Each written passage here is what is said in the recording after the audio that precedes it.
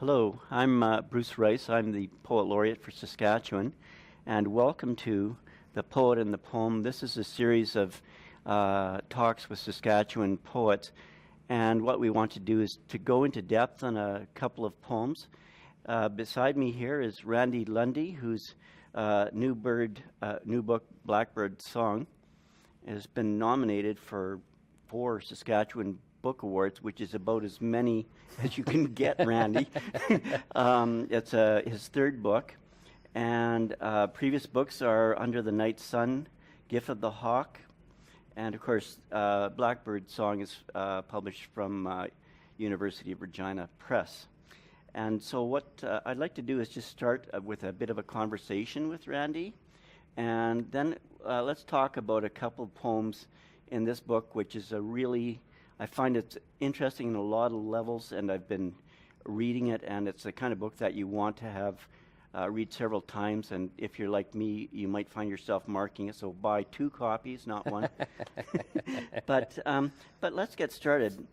First of all, Randy, you're originally from the Barren Cree First Nation, which is up near Reindeer Lake, I believe? Yeah, it's on the eastern shores of Reindeer Lake, so way up northern Manitoba, up close to the territory's border. Yeah. I never actually lived there, though. My mom left the reserve when she was... Well, she didn't even grow up on the reserve. She grew up on a trap line near the reserve. Okay. But she left northern Manitoba when she was 16 years old or so. I was born in Thomson, Manitoba. Right. So most people will have a clearer idea of where that is, the big mining town in northern Manitoba. And how did you get to Saskatchewan? Well, my parents split up when I was about 3 years old. My father whisked me off away from my mom and my siblings, and we ended up in the Caribou country out in BC. I lived in Quesnel, British Columbia for a few years. And then we moved to Hudson Bay, Saskatchewan, because many of my father's brothers and sisters had relocated there. The forestry industry was booming. So we ended up in Hudson Bay, Saskatchewan, and I mostly grew up there. And then, of course, when I finished high school, moved off to Saskatoon to go to university, started some teaching while I was a graduate student there. And then got work down here in Regina at the First Nations University of Canada, and been down in this part of the province ever since. That would have been about 1999, I guess. Yeah. So there's kind of 2 landscapes in your poetry. It's very visible. You have that northern experience, and then there's also the prairie, which I've been down this road before myself, and the prairie was something I had to learn to see. Oh, absolutely. I mean, just the move from the boreal forest down to Saskatoon was a sort of a difficult one for me. And I mean, I still miss that landscape, right? I still carry it around inside me, the boreal forest. That is, I still miss the trees and the rocks and the water. And but you know, I've actually been away from that landscape longer than I lived in it now. So, I mean, I left Hudson Bay in, 1987 or something? More years ago than I can count. And just, a couple of moves further south in the province. So it took me a long time to get used to this landscape and to learn to appreciate it. But it does have its own beauty. It's a stunning beauty of its own. So how did you become a poet? Like, what started you on that path? Well, I always tell people, quite honestly, it was a result of boredom and hormones. I was 17 years old. I was driving around one summer afternoon with a friend of mine, and he told me he had written a poem this was high school. He had written a poem for a girl in our class that he was in love with, and he wanted to read it to me, which he proceeded to do. And it was a sort of an odd thing to happen in Hudson Bay, Saskatchewan, as a teenage boy. But it kind of planted a seed in my head, and I thought, well, I could do that, And it just so happened I I had a crush on the same girl. So I think probably the first poem was probably the similar kind of thing. It was probably a love poem for this girl. So who had the better poem, would you say? Or? Oh, mine by far. Yeah, I've continued writing poetry since I was 17, and I think he long ago gave it up. But yeah, it really started that simply. So Randy, one of the interesting things I find about your writing is how eclectic it is. You've got your Cree background in there, but you also bring in knowledge and, I guess, world perceptions, world views from a lot of different places you go. You've got Blake in there, you've got a little Aristotle, you've definitely some Eastern spirituality, Buddhism in there. Yeah, for sure. Some Martin Buber being and and then the book gets there's some existential components. Definitely, yeah, most definitely. So can you just tell me a little bit about your thoughts about how all that works when you're writing and Yeah, I mean, we're all familiar with that phrase Heinz 57, and my own sort of ethnic slash cultural background is something like that, and I guess my learning, to the extent that I've learned anything in this life, is like that as well. I've always been a sort of a non-critical reader. If I like something, I read it, and I try and learn from whatever it is I can. So yeah, I guess I try and throw in a little bit of everything. Particularly for me, something that I was interested in with this book, and it's an ongoing interest for me, is that Cree or Nehiao cultural traditions and spiritual tradition, and the Eastern philosophy and Eastern thought when it comes to these things, particularly Buddhism.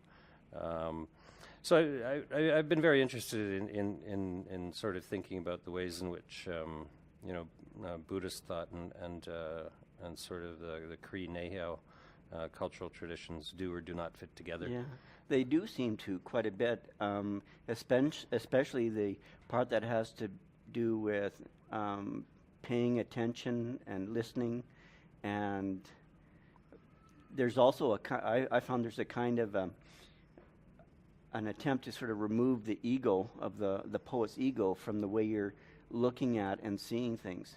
Yeah, for sure, and at least for the way that I write poetry, that's a primary goal, is to this is maybe I'm anticipating a question you're going to get to later, but a lot of the poems are written in the second person, so the you rather than that lyric I. And in some ways, that's an attempt for me to do that, to sort of set the ego aside, or maybe I think when I'm using that you, I'm addressing the reader and addressing the I at the same time, addressing myself at the same time, so that I become a you among those other yous that are being addressed. Yeah. So it is a kind of an attempt to sort of set aside the ego in order to examine it.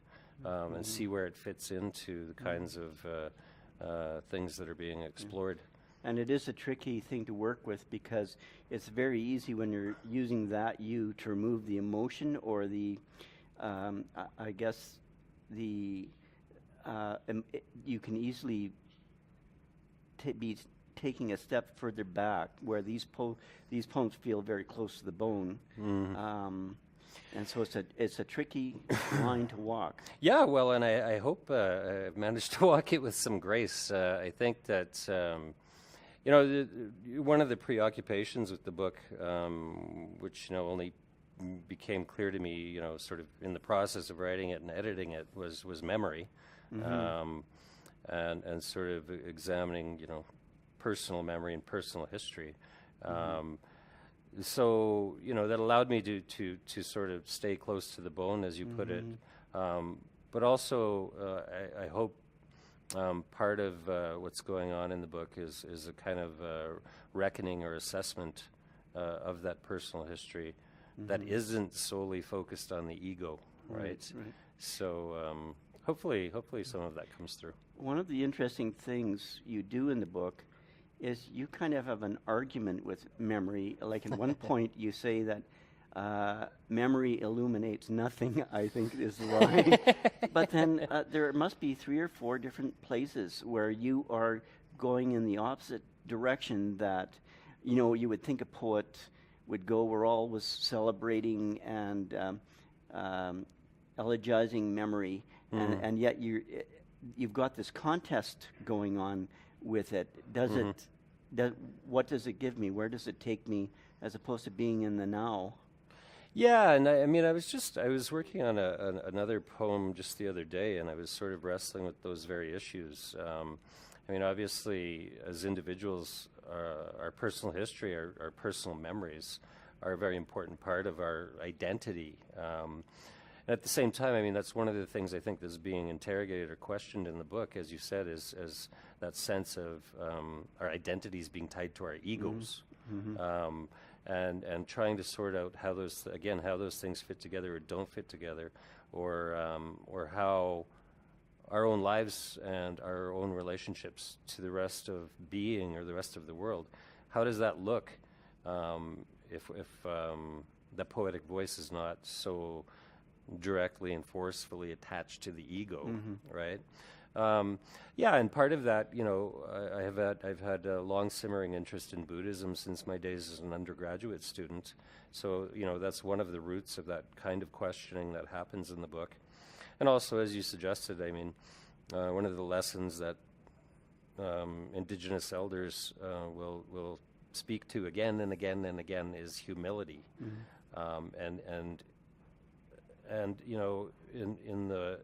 In the ways that Indigenous elders do what they do in the communities, so much of their work is about setting that ego aside and getting it out of the way so that the important work they have to do can be done, right? Which is so true of so much of the work that most of us do in our lives, right? But it's also an easy lesson to overlook and to forget about, right? It's worth, I think, sort of meditating on and reminding ourselves of, and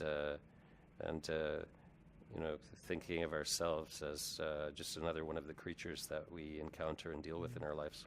Right. What I'd like to do, and we have a plan here. Although it may not seem like it, we do.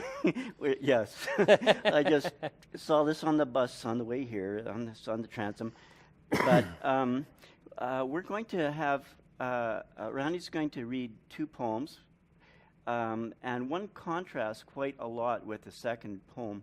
And I'm wondering if I could have you read for Cookham Rita. And who was Rita, Cookham Rita? Well, my own background, I'm Cree on my mother's side, and my father was an Irish and Norwegian man.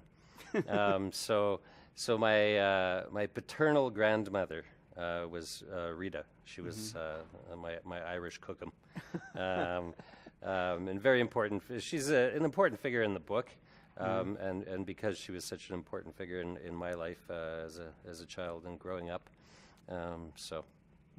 Well, let's dive in, and for those of you who are following along, you can turn to page 6 in your Book of Common Prayer, and you'll be able to see the poem. Yeah, well, I'm hoping this one sells as well as that one. Yes. Publisher retained, author retains copyright for life plus 50 years, and after that you're done, by the way. I'll be happy just to have some readers, yeah.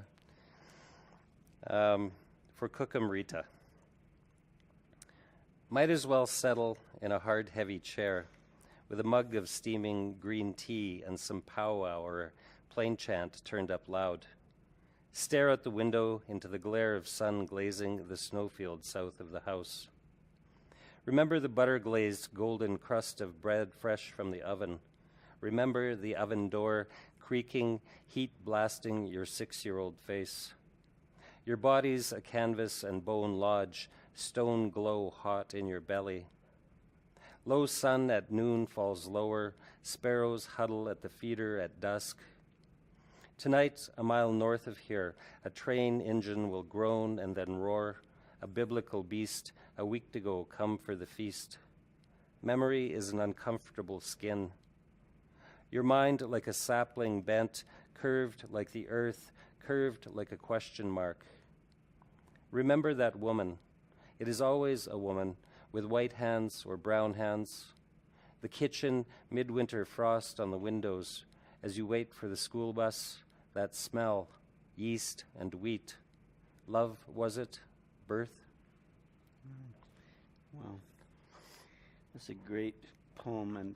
And in the first part of the book, you have a lot of various poems have to do with family. But I notice there's various women in the poem. There's your grandmother, your mother, lover, and it's definitely more personal. But the thing I liked about, one of the things that was really interesting to me about this poem was that it's very universal, like how many of us have not spent time at that age in our mother's kitchen, and yet you go quite a bit further. It isn't pure nostalgia. It's sort of like maybe you can't resist getting that little twist in there. But it is really interesting because you sort of are describing the kitchen, and then you go into your body's canvas and bone-lodged stone glow, hot in your belly, and that takes us somewhere else entirely. And I love the way that takes us out into another world, and it's sort of like feels like there's a lot of that. Feels like a lot of that First Nation, a lot of that Cree imagery coming into this poem into the middle of a kitchen. Yeah, well, I mean, two of the most important figures in my life have been women. One, as I said, my Irish cookum, and I mean, that just in the title of the poem, I'm bringing together my Irish grandmother, but a term from the Cree heritage, right? And that was a deliberate choice, and a way of honoring my grandmother. And of course, my mother, because we were separated at the age of 3, and we didn't get together again, didn't even get to know each other until after my father passed away, some almost 20 years later.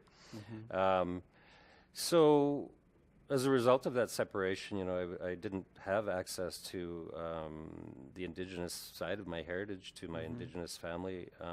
So that's been a long journey of return for me. Although, my mom's been back in my life now for longer than she was gone, which is a great blessing. So yeah, in this poem, I'm trying to bring those things together. It's a kind of reconciling, I guess, of my own personal history. And then you've got that other great line where you take on memory again. You say, "Memory is an uncomfortable skin," and it's sort of, from what you've been saying, it sounds like you're trying to see if this memory really fits or something. Is it? Yeah, for sure. I mean, as I said, the absence of my mother and siblings and the absence of my Indigenous heritage when I was growing up was a source of sometimes great confusion for me. And,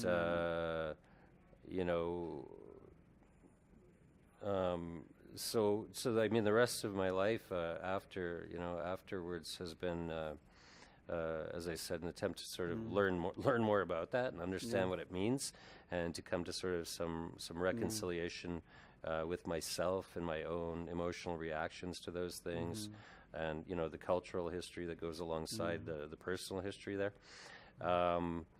And yeah, so I think a lot of this book is, as you said, it flips back and forth between that boreal landscape and the prairie landscape, one being primarily a childhood and youth kind of landscape, and then the adult landscape being the prairie. So there's a lot of that flipping back and forth between past and present, and it's it's a wrestling with the past and a wrestling with identity, and an attempt to reconcile those things for myself. Yeah. One of the things for me as a poet that stands out is about that line, apart from this question of where the poet's fitting in, is the fact of presuming to make these kind of statements. Like, that's a pretty big statement, and you do it throughout the book very comfortably. It doesn't feel forced. It's a natural place in this poem. But I sometimes feel that when I read poetry, it's unfortunately, what we call confessional poetry gets a bad knock. It's not really like that, but it's daring to push into that, I guess, higher level of thought, into a level of thought that sometimes is sometimes lacking, or it isn't addressed when people are talking about poetry. It's and you do it in other ways too with other things, but it's really great to see this sort of these statements that sort of pull a kind of a perception of the world with you, and sort of when I go away from this, I'll be thinking about that. It's really a great thing you're doing here. But so that was one poem. But originally I asked you what poem was particularly important to you in the book, or that was a turning point or an especially important point. And that's why I wanted to have this kind of a conversation to, what's important to the poet in a book. So do you want to, and we're turning now to page 50 in the Book of Common Prayer, Blackbird Song. And it's, now everybody's going to be searching Amazon or something and exactly. buying the wrong book. Yeah, there might be a book with that title. Cool. And the poem is November of Your 50th Year. Yes, November of your 50th year. The light this morning is uncanny, thin and gray. The air is stilled. The trees, even the last 3 leaves that cling to the ash, are motionless. If there is a sunrise beyond the cloud cover, it is weak, just enough to sulfur tint everything. Is it the scent of brimstone to which the dog raises its nose? A cloven-footed creature stands just beyond your left shoulder, sucks the breath from your lungs. But you know the hungry ghosts and the Wheatigos live inside. It is as if overnight this world has ceased to be and become the next. But nothing ever ends. Take memory. It lives inside too, not just in your mind, but in each cell, in the marrow of your bones. Even the stones, those grandparents who have emerged in a kind of birth from beneath the snow in the warm front that arrived overnight, carry memories. They are not the blind eyes they seem.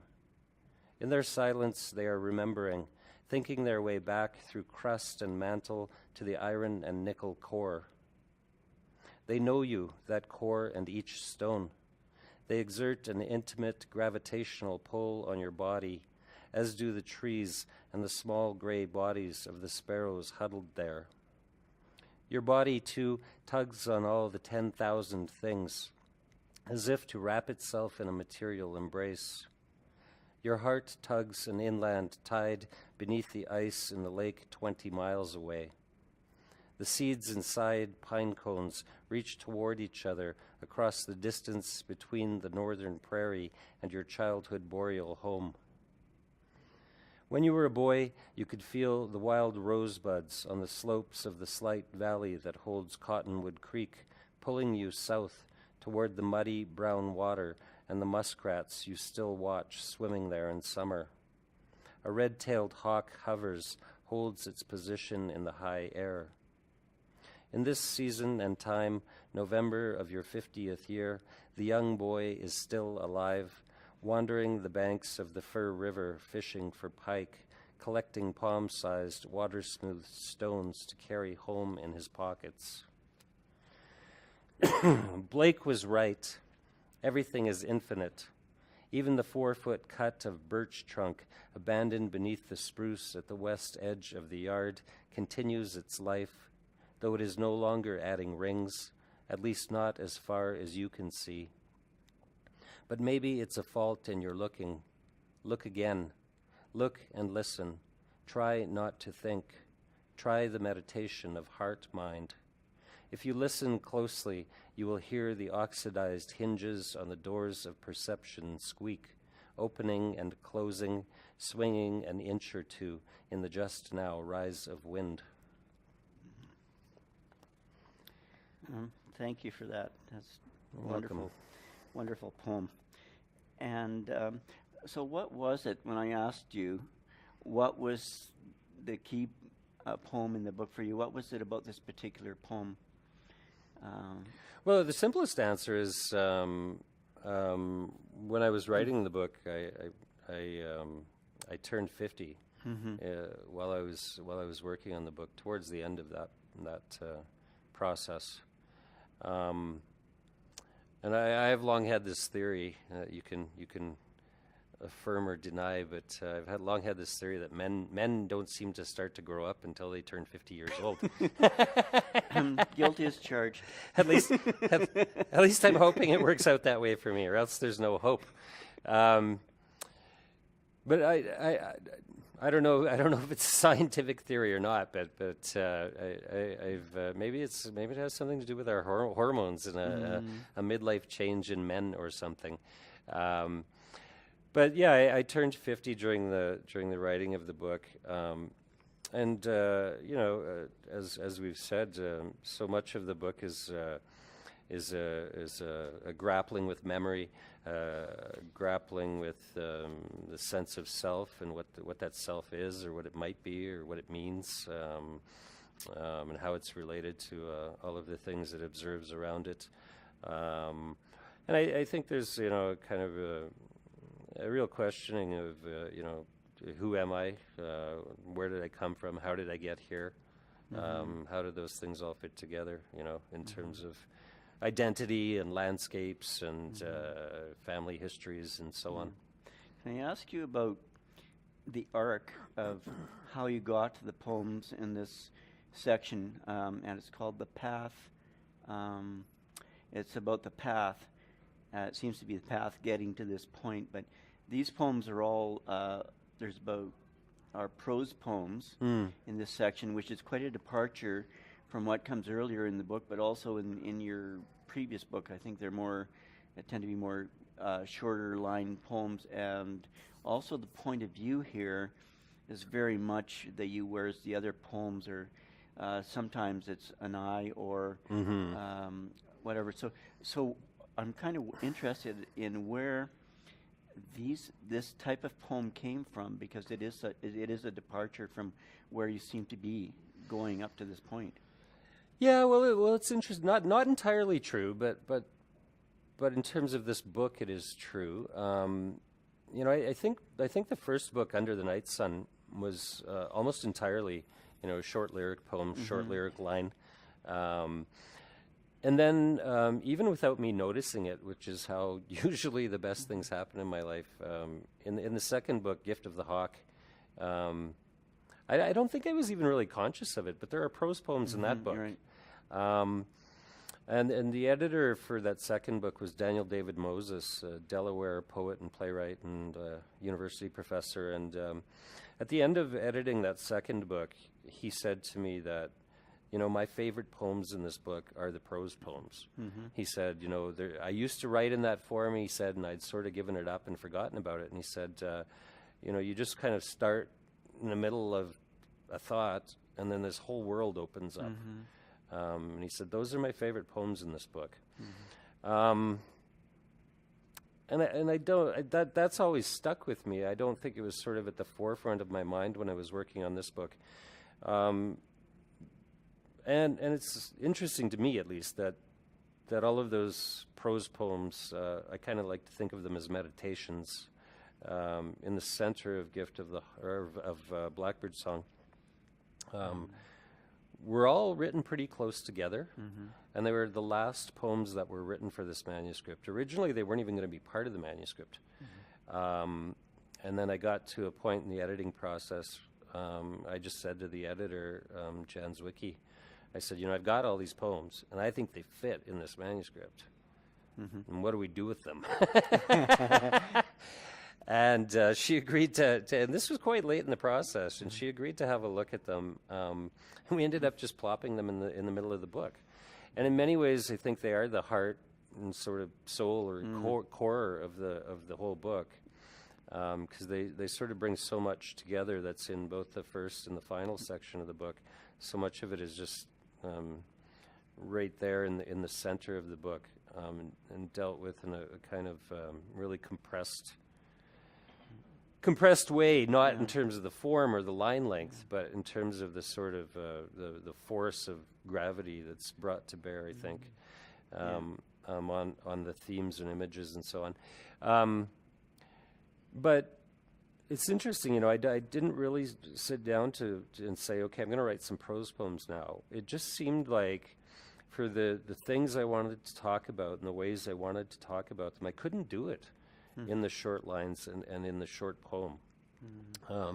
So in some ways, the sort of prose form, or that meditative form of the poems in the center of the book, just sort of, I found it really freed me to talk about the things I wanted to talk about in the way I wanted to talk about them. Yeah.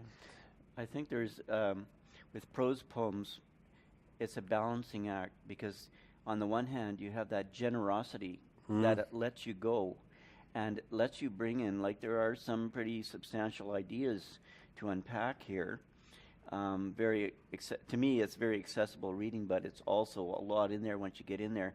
But on the other hand, there's the question of, this is poetry, and how do we keep that pressure on that line, like the sense of a kind of a combination of patience and urgency to get through. Yep.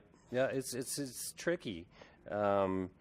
And then, like you said, I mean, you're sort of drifting between genres and not wanting to drift too far, right? You don't want to sort of lose sight of the shore, so to speak. And,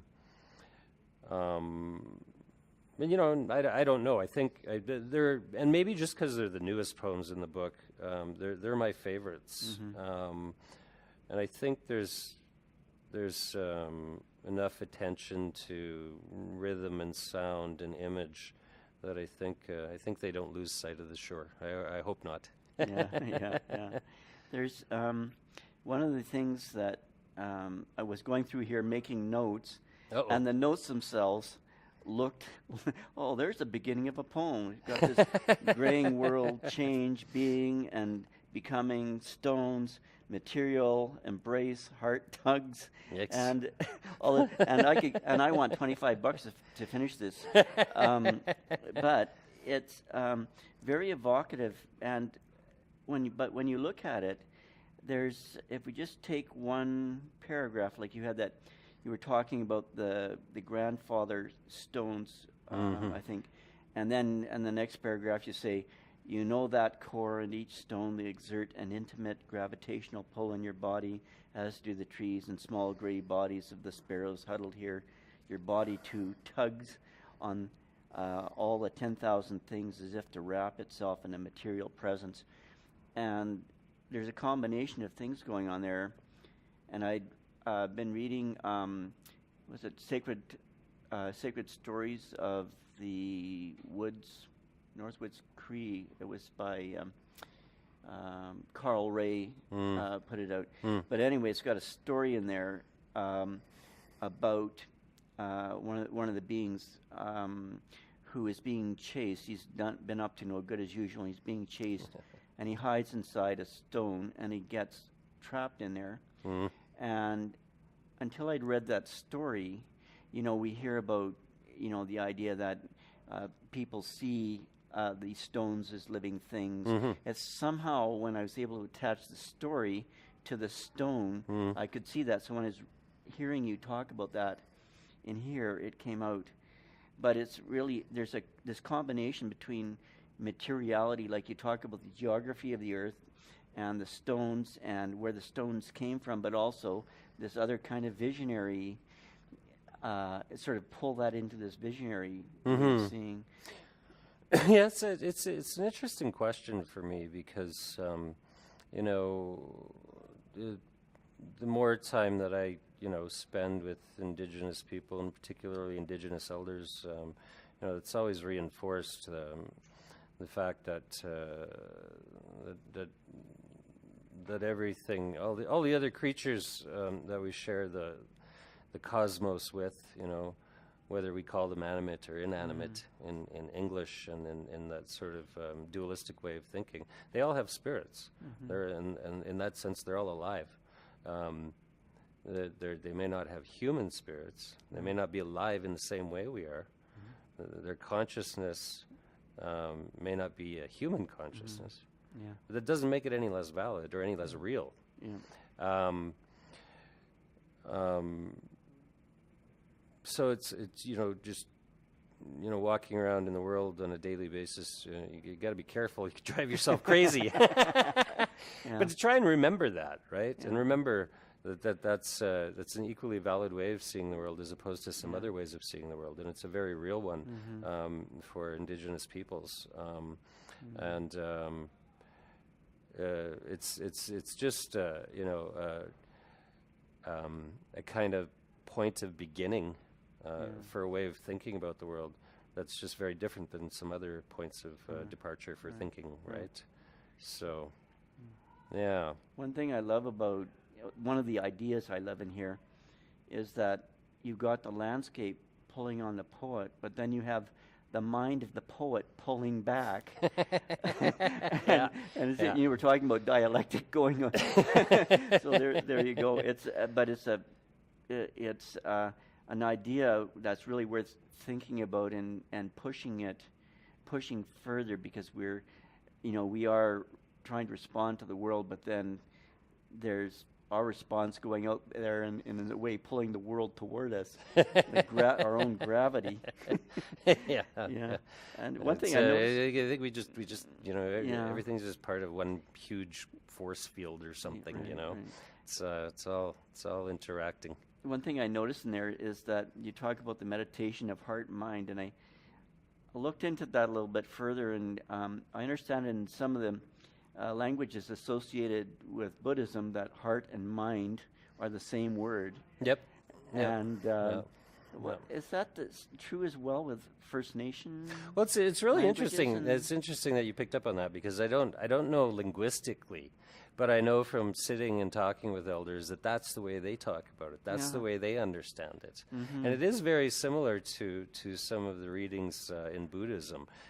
Yes, sometimes in some of the languages, in Pali or Sanskrit, or in the Chinese writing system, the development of the characters for those concepts, they don't make a really hard separation or distinction between the heart and the mind. And the best way to approach the world is with those things working in unison. And when you sit down and talk with Indigenous elders, they talk the same way about those things. They say, you have to think about, who you are and what you are and what the world is and how you fit into it. And but you don't just think with this. Those things you think with both. They got to work together, right? So that's been a really interesting sort of connection for me, in terms of how I think about those traditions and how I think about the world and how I relate to it. Yeah, that's great. Well, what I'd like to do is close off with 2 questions for you. And these might be more complicated or might be pretty simple. And that is, if you had one piece of advice for a beginning or even an established poet, what would that be? Well, I'm not Don't. Yeah. Why would you even consider this sort of activity? I mean, I don't know if I should presume to give advice to established poets, because I don't know that I'm an established poet yet. I feel like there was this huge gap between the first 2 books and this 3rd book, for all kinds of reasons,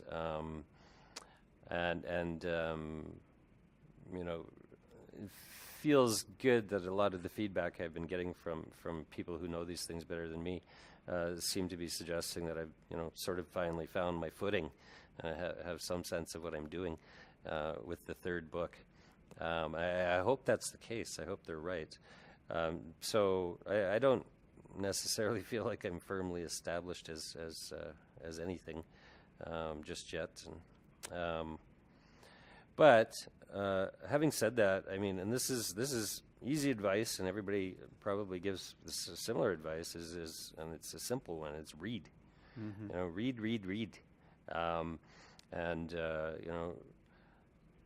Somebody told me a long time ago, if you want to write short stories, you got to read short stories. If you want to write novels, you got to read novels. If you want to write poetry, you got to read poetry. And you can learn all kinds of things from teachers or being in workshops or classes or what have you. But your best teachers are always going to be those writers whose work you admire. So you got to read, and read as much poetry as you can, and read as widely and broadly as you can, and not just stuff you like, not just in your own tradition, not just in your own language. If you have to read stuff in translation, do that. Read broadly, read as much poetry as you can, and don't limit yourself. And part of that, I think, is the anxiety of influence, right? Right.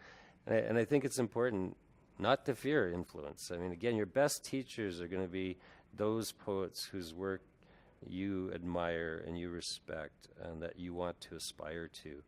And maybe we can talk about one of those people in a minute. So that's my best advice: is read, read as much and as widely as you can, and don't worry about influence, because you'll bring elements from all of the things you read into your own work, and if you keep at it long enough, then if you have your own voice, it'll come through. It'll come through in spite of all those influences, and those influences are things to be grateful for and to celebrate, rather than feared. Okay. Yeah.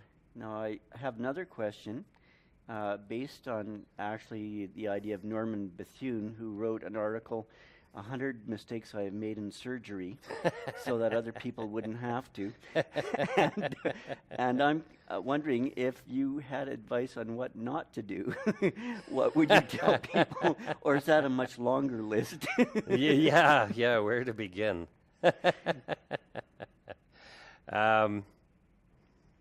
I think I'm copping out here, but in part, I think I sort of started to answer that in saying don't limit yourself, right? And I think a mistake that I often made, maybe still do, is thinking I knew what I was doing. And what I've discovered is that for me, writing is I don't really figure out what I'm doing until after I've already done it, and then I have a chance to sit around and talk with people and hear what other people have to say. For me, it's a way of exploring. It's a way of discovering, and I don't really find out what I think about the world until I've actually sat down and done the writing. So. Okay. Well, thanks very much, Randy. You're welcome. And that's Thank been Randy Lundy. We've been talking about a couple of poems from Blackbird Song. And if you go to the Poet Laureate Musings, I guess is what they call the website. Not my title.